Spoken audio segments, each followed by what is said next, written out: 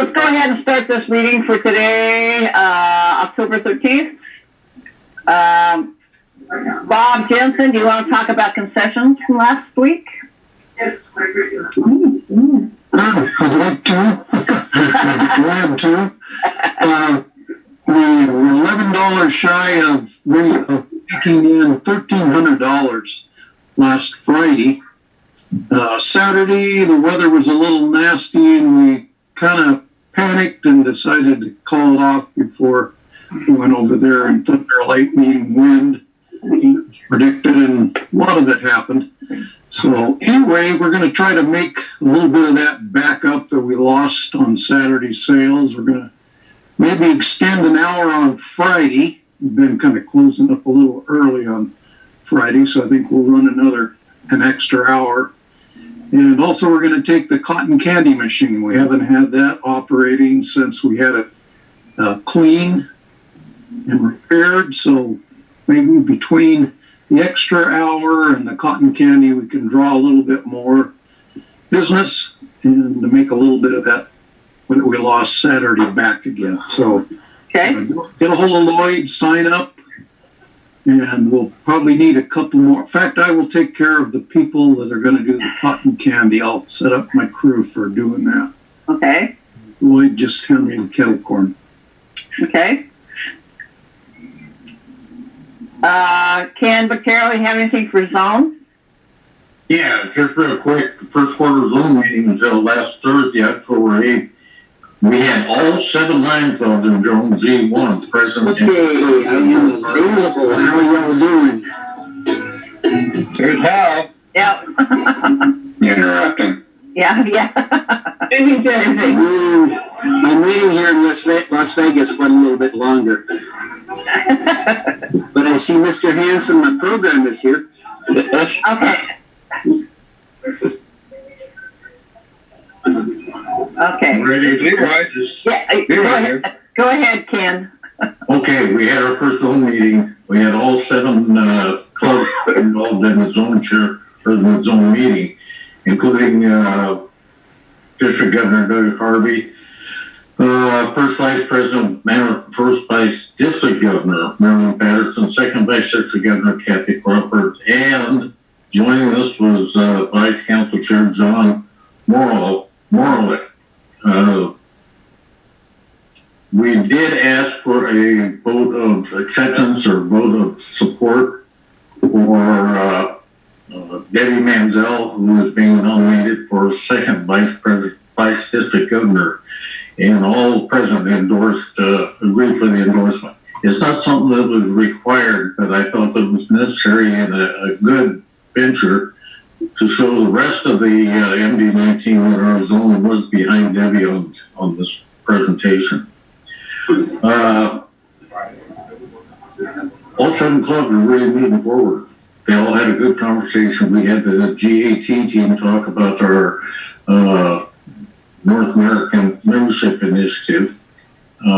Really had a good conversation and a lot of information given out. Some of the things that we brought up and we took a look at before the meeting started. The 39 Lions clubs in our district with 1,174 members. Zone G1 records 7 Lions clubs with 365 members. And the District G recorded 25 new members this year and 36 members dropped, giving our district a negative 11 total members. Zone G1 had a total of 90 members with 7 drop members, giving Zone G1 a positive 2 members for the past year. Zone G1 provides zone programs for all 7 clubs and presently hosts Longview, Kelso, Early Bird Lions, Castle Rock, and our site and hearing board meetings. With that, we had a terrific zone meeting, and things really went well. It looks like Zone Z1 is doing fairly well with keeping up with the present situation. Thank you. Okay. I have an announcement. There will be a board meeting on Thursday, the 22nd at noon. So I'll remind you next week again. I won't be here. Okay. Let's see, anybody have any sunshine report? Greg? Unmute. Okay. Yes, I found out yesterday that John Claypool had hip replacement. Oh, okay. Okay. How's he doing? Hey. My brother is doing somewhat better. He's tried to come in a couple hours a day. He gets exhausted. I think that's going to be the message for the next few months for him. So prayers for him. And is there anybody on here that's a good bookkeeper that wants to have a little part-time job where Pat would train you? Or you know somebody? Just let me know. All right. Anybody else on any? Cassie. Anybody have any happy or sad bucks? Cassie. The program is here, Darlene. Okay. Cindy had foot surgery. Okay. Which Cindy and which foot? Cindy Fickett and my big toe. Ooh. Third time's a charm, right? Yeah. What? Dwayne?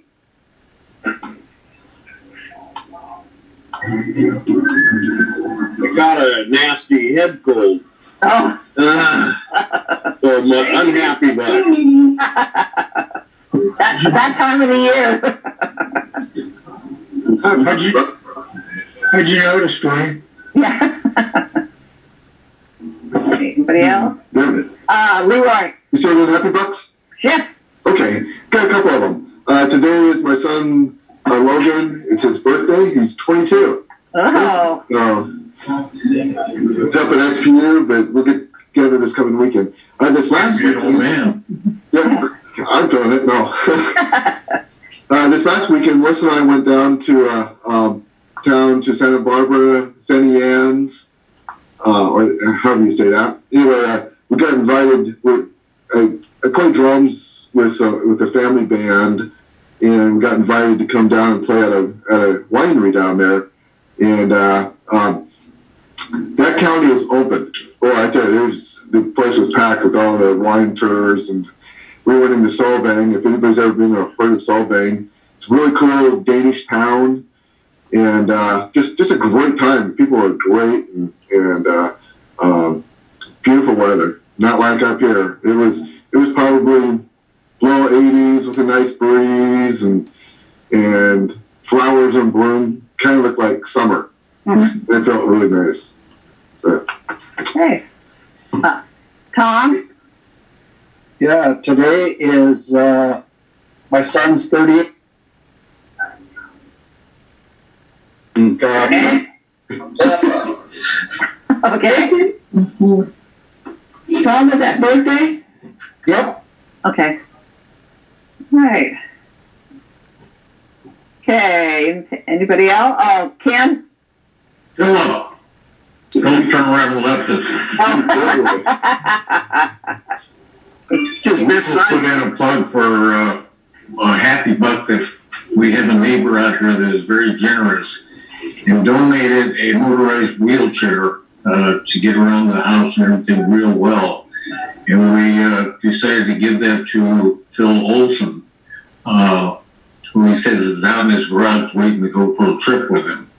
But it was really something very special, and to be recognized by a person that's not a Lion, that he really wanted to give something to the Lions Club to make a difference.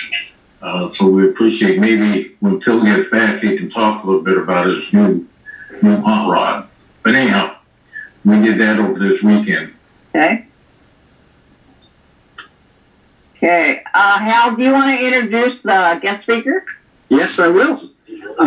But I should provide my happy buck. I'm in Las Vegas, and it was a miserable, horrible 90 degrees the last 2 days by the pool when I was able to get out there. So is it not raining up there yet? Okay. A month or so ago, I attended a virtual meeting with Hazeldale Lions. And when I heard about the project they're working on with, we're going to call it the other Larry Hanson. Just so you know, Larry, we have a Larry Hanson in our club as well. Yeah. So I'm not quite sure what it is, but it's a food project that the Hazeldale Lions are going.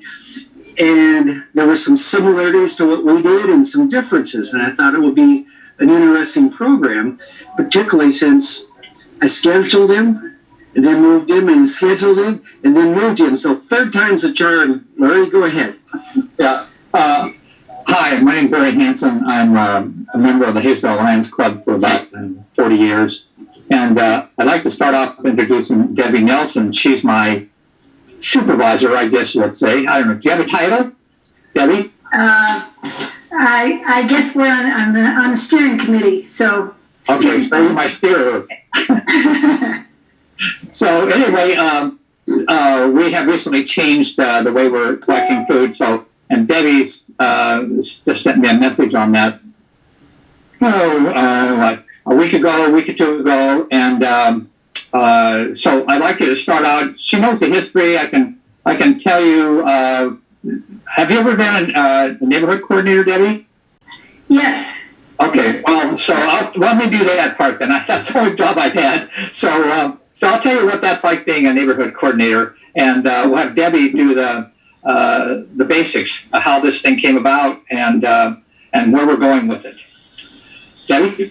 Okay, so I'm Debbie Nelson, and my husband and I started this project in Vancouver, in Clark County and Ridgefield about 3 years ago.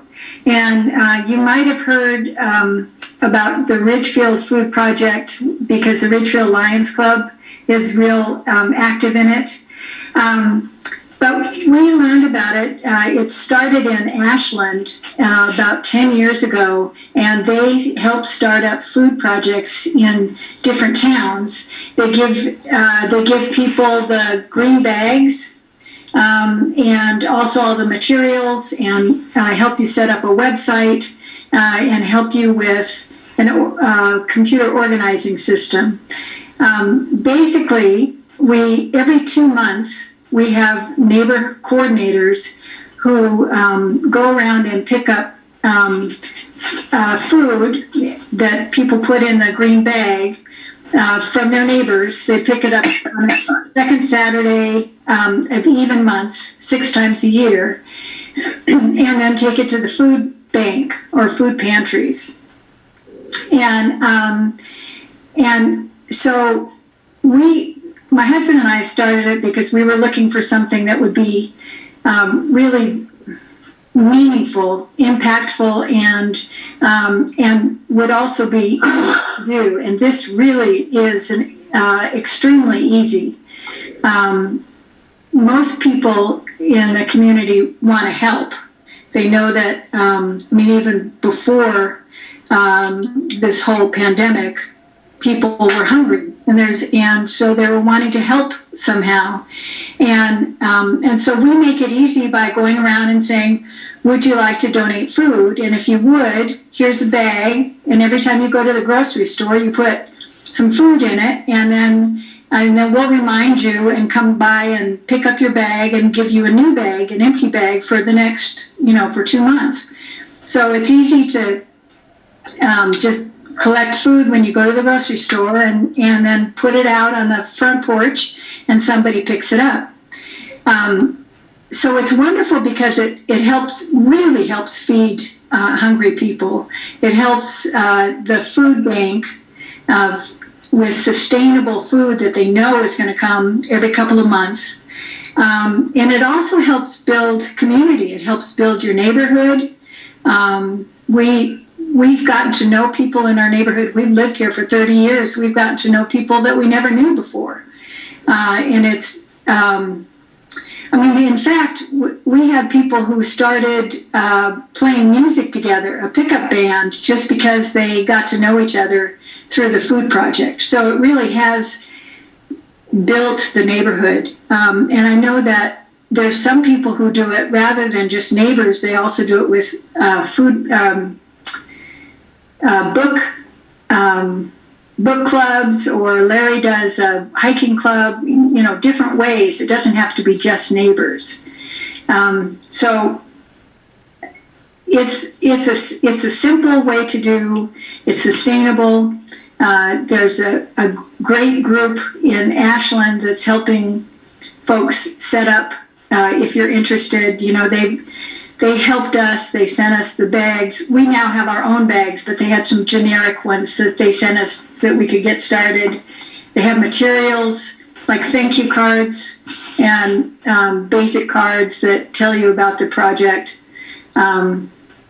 They're wonderful. So, and just to let you know what we're doing now, we're 3 years old, and this last month in August we collected over 11,000 pounds of food and $2,000, and since we started 3 years ago, we've collected about 93,000 pounds, which works out to be about 77,000 meals. So we feel really good about it. It's also food that is people shop for people who are hungry. So families, they shop and buy things for kids that are home from school, or just get nutritious food. So that's what I have to say. Larry, do you want to talk about what a neighbor coordinator does? I do. Thank you. Yes, as a neighborhood coordinator, I contact the people in my neighborhood and my community.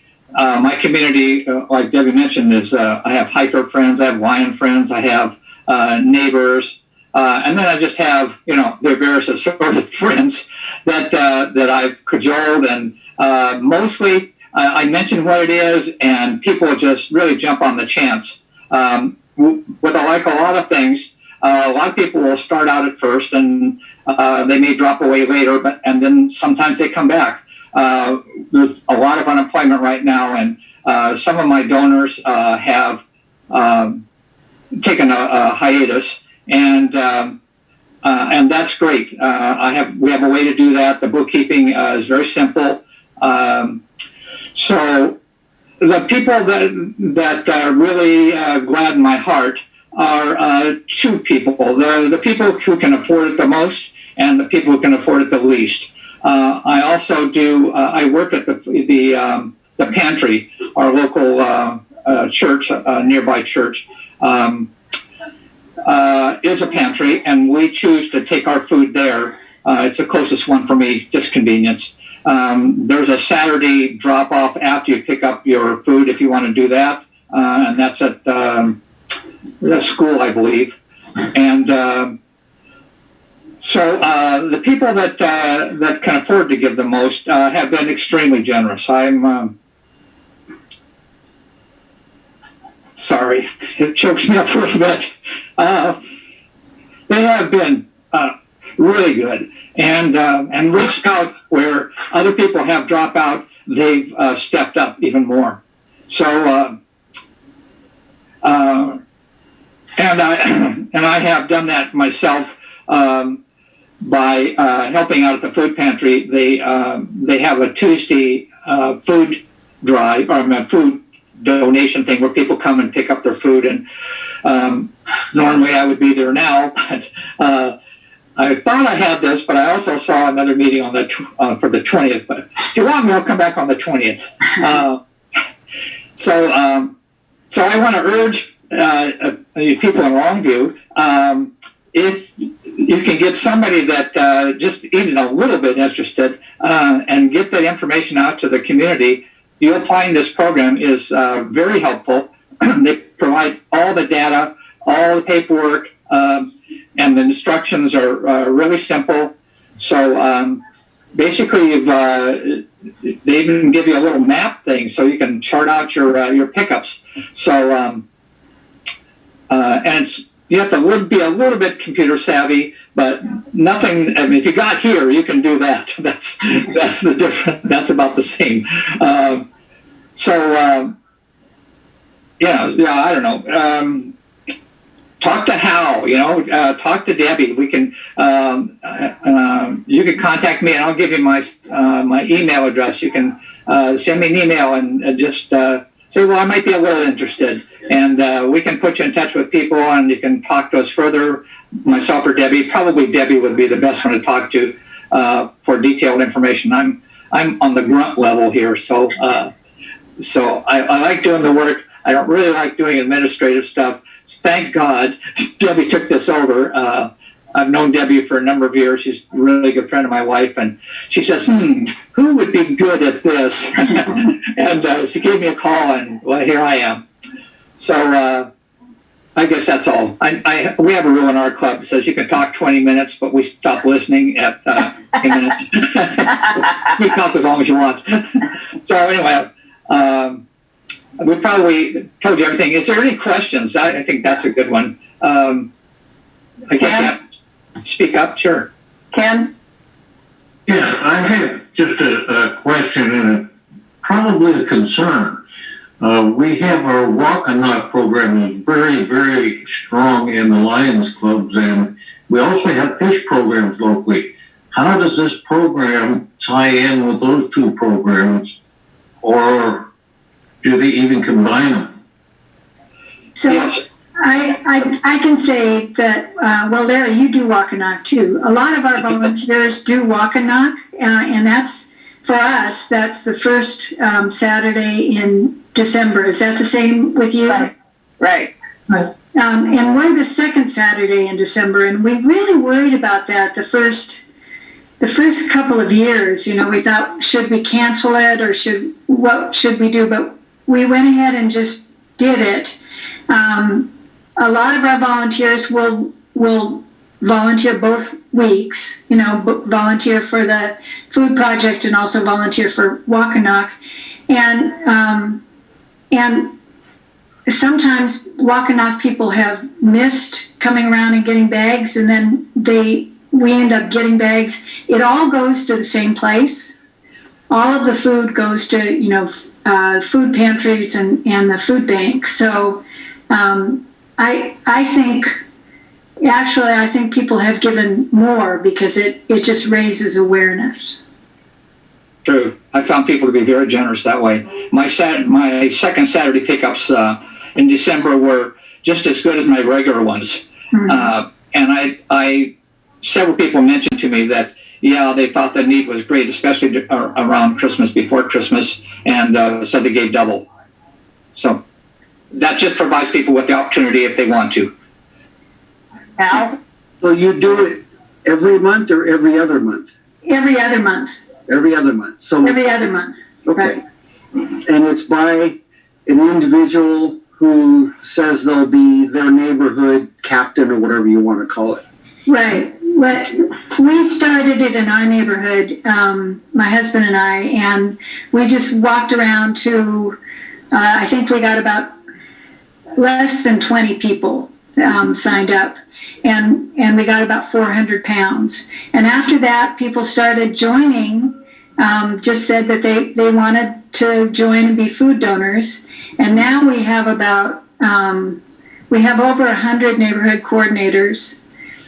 Just people, we haven't even really done a lot of outreach. People just hear about it and want to help.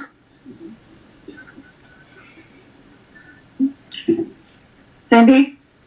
There's a cost to that too, isn't there? No. Well, in the bags. Pardon? Buying the bags? Yeah. Yes, there is a cost to buying the bags, actually. And I think they're about $2 a bag, and they last about 3 years. We got really good bags that are reinforced here. So they are, and we also have gotten grants for it. So we got grants for the bags, and then also the materials, and then there's a cost to the running a website, which the overall neighborhood food project does. And how much does that run? Yeah. Hmm. The website. You know, I should know that. My husband knows it, and I don't. But we can give you that information if you'd like. It's not bad at all. I think we've. Oh gosh, I should know this, and I don't. But I'll get you that information, or I'll give it to Larry, and he can send you our budget. Well, send it to Hal. I've got his information. Yeah. Okay. Okay. Sandy? I apologize, I missed this. So, how do you get the bags back to people after they fill them? That's a good question.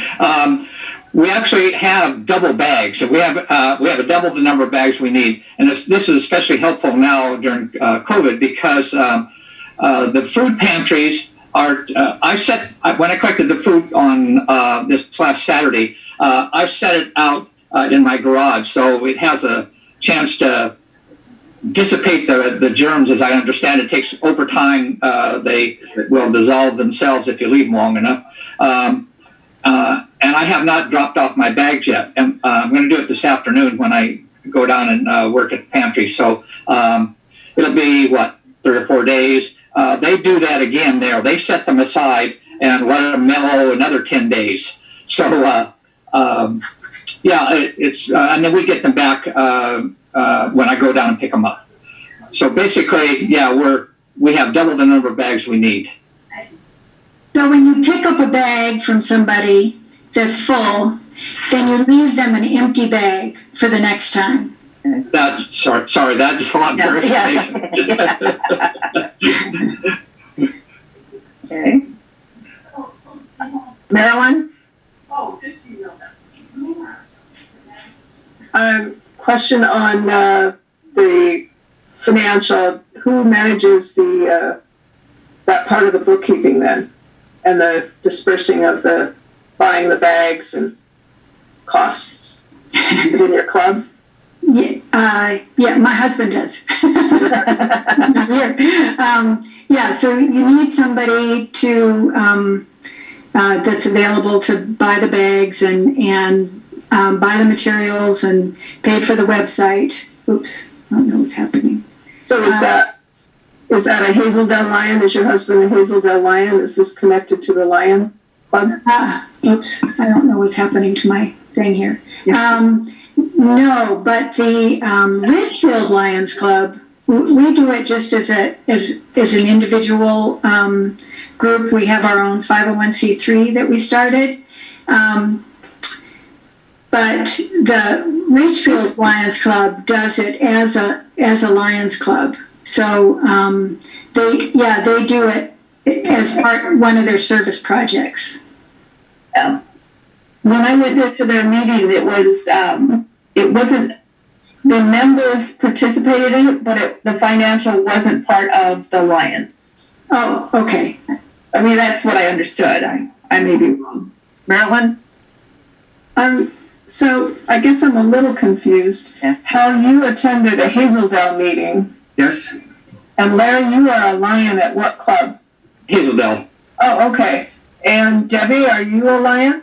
No, I'm not a Lion, but Bill Bellman was one of the people that started us, and he's started with us, and he's a Ridgefield Lion.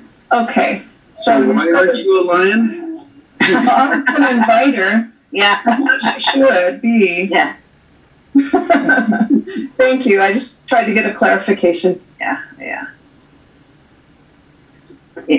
Any other questions?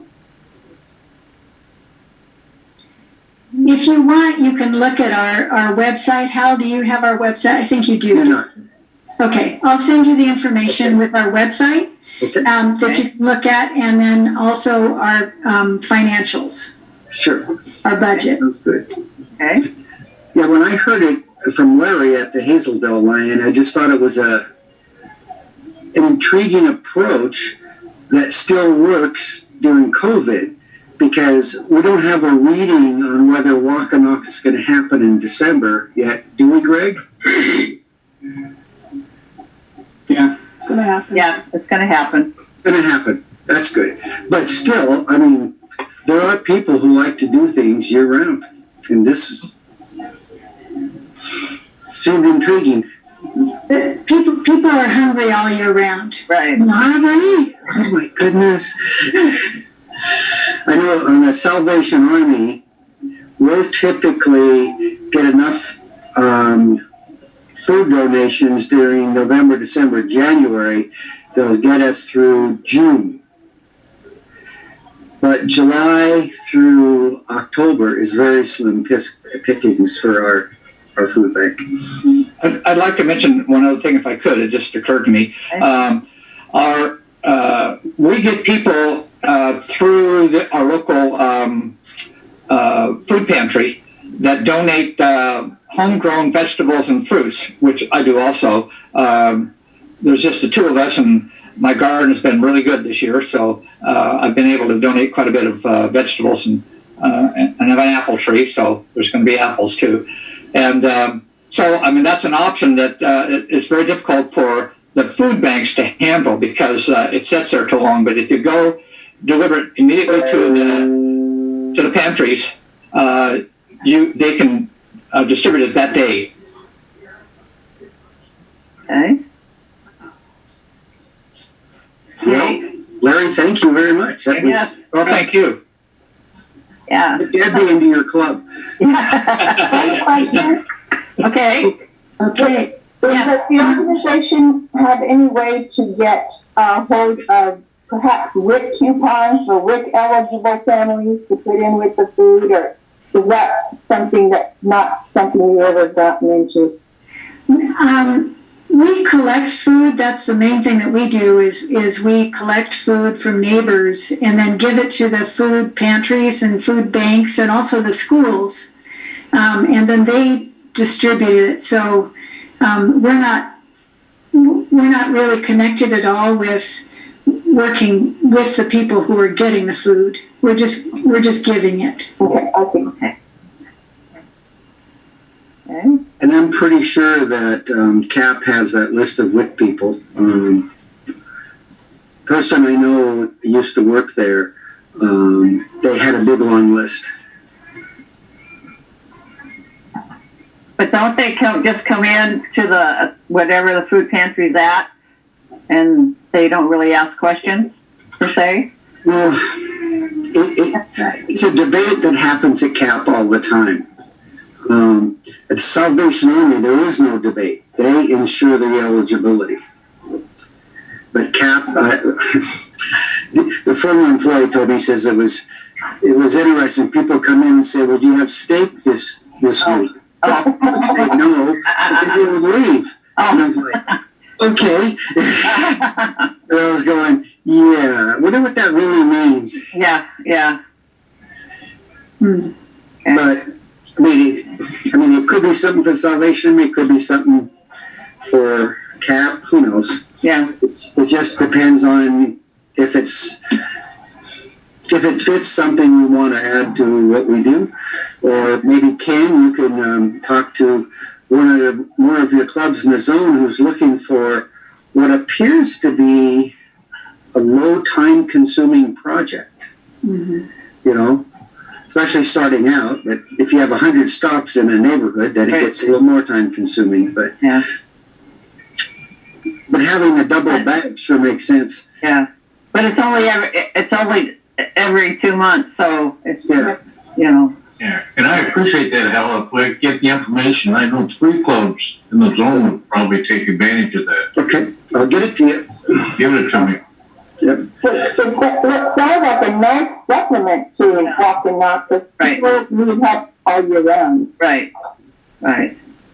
Well, some people just donate, they just we have some people who have just 4 or 5 neighbors that they collect from. And then we have some people who have over 100 that they just went around to their new subdivision and signed up everybody. Hey, involved, this is it. Right. Do you also take money donations when you do this on the Saturdays? Yes, and a lot of people since pandemic have been donating money instead. So, and all of that just goes to the food pantries. Okay. Any other questions? Well, Larry and Deborah, thank you very much for your information. Send what you can to Hal and he'll get it to our club. We appreciate you taking your time today. And thank you very much. Yeah, thank you. Bye. Okay, I'll review some of the announcements. Board meeting on the 22nd at noon. If you want to work at Safeway on Friday or Saturday, get a hold of Lloyd. They don't have the right phone number on there yet either. They show on the roar. She don't have the right phone number. Okay. Tom, you have? Yeah, I got a call from Rex, and he is getting this afternoon set up for the Christmas lights. Just so everybody just wanted me to let people know that that's going to be time here real soon to start pulling the light containers out of the, tubs out of the container and bringing them in and checking them. Okay. So we're going to need some help with that, or he is. Okay. Did he give you any time, any date or anything yet, or? He'll let us know this afternoon when he gets a hold of the city. He's got a call into the city as to when they're going to be able to do it, and then we'll go from there. Okay. All right. Okay. So Lloyd, is that the right phone number to call you? No, the 3885 is the wrong number. 751-2847 is my number I'm using. Okay. That's the number I just put in on your name.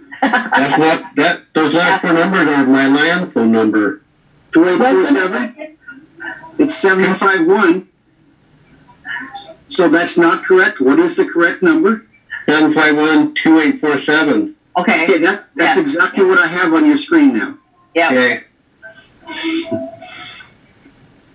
Okay. Yeah. So. Okay. So get a hold of Lloyd if you want to work Friday or Saturday. Yeah, try to call you now. You will? When I get back from these meetings, my Fridays are crazy. Okay. My Saturdays are crazier. So. Okay. So anybody else have any comments or? Okay. Bill? You gotta unmute yourself. Are you asking me? Bill, yes, Phil. Bill. Oh, Bill, okay. Okay, Bill. Bill has to unmute. I know. Yeah, still asking, you gotta unmute. No, it's unmute. No. There you go. Got it. There we go. Okay. You got it? Yep. I still have pears in my tree in the backyard, about 65 of them. But as Steve Patterson can attest to, they're taller in the tree. So I have ladders, and so you guys are more than welcome to them. They're still not falling. They're Steve, tell them what kind of pear they are. I don't remember. The pear is called a bosk. It originally was developed in the Wenatchee area for salad bars. Kind of became real popular in the 1980s. Anyway, that is a bosk pear tree, and we've been eating some of the pears that we pulled off of Bill's tree, and they're delicious. So I'm surprised, almost as good as a Bartlett. Well, Bill, is that 65 pears or 65 trees? I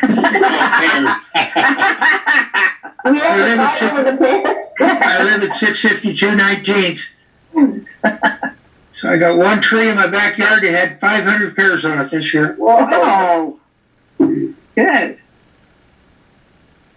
Okay, Okay, any other announcements for anybody? I had a question for Lloyd. Okay. I can't remember. Do you text, Lloyd?